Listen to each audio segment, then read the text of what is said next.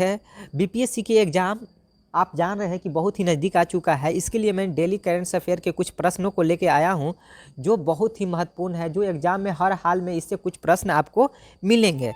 तो आइए शुरुआत करते हैं। पहला प्रश्न है दोस्तों, पहला प्रश्न है कि इंटरनेशनल क्रिकेट के तीनों फॉर्मेट में शतक जड़ने वाला सबसे युवा क्रिकेटर कौन है? तो इनके शुभमन गिल है। अभी ये 2020 फॉर्मेट में भी शतक जड़ के ये सबसे युवा खिलाड़ी बन गए हैं तीनों फॉर्मेट में।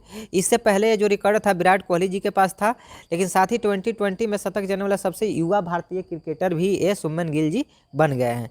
चलिए दूसरा प्रश्न देखते हैं। तो दूसरा जो प्रश्न है दोस्तों कि भारतीय अमेरिका में US house permanent select committee on intelligence का सदस्य किसे नियुक्त किया गया है? तो इसका राइट आंसर है आमी बेरा, याद रखिएगा।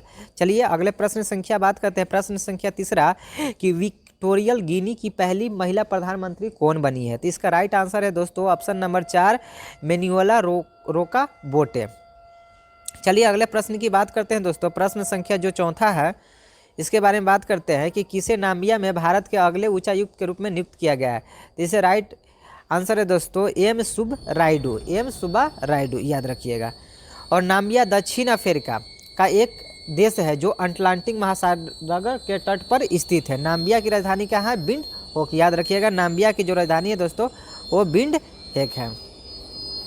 आइए अगले प्रश्न की बात करते हैं। प्रश्न संख्या जो 5 है कि खेलो इंडिया यूथ गेम में किस राज्य के टीम ने वाटर स्पोर्ट, कैनोइंग और काइनिंग में सभी 4 गोल्ड मेडल जीते हैं? तो इसका राइट आंसर है दोस्तों मध्य प्रदेश। इसका राइट आंसर है दोस्तों मध्य प्रदेश।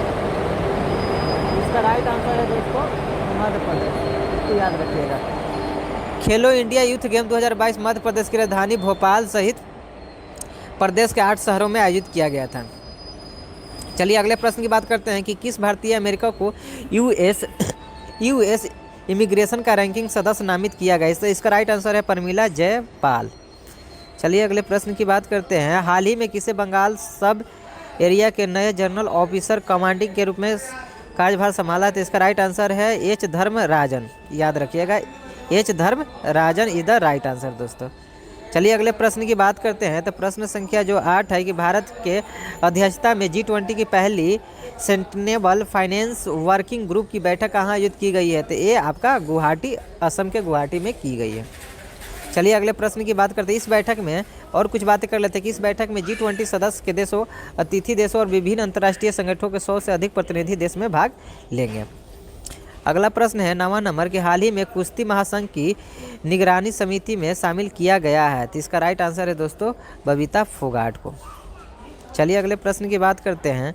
10वां नंबर जो प्रश्न है कि हाल ही में किस देश में महंगाई 48 साल के चरम सीमा पर पहुंच गया है? तो इसका राइट आंसर है दोस्तों पाकिस्तान। पाकिस्तान में 48 साल के चरम सीमा पर पहुंच चुका है।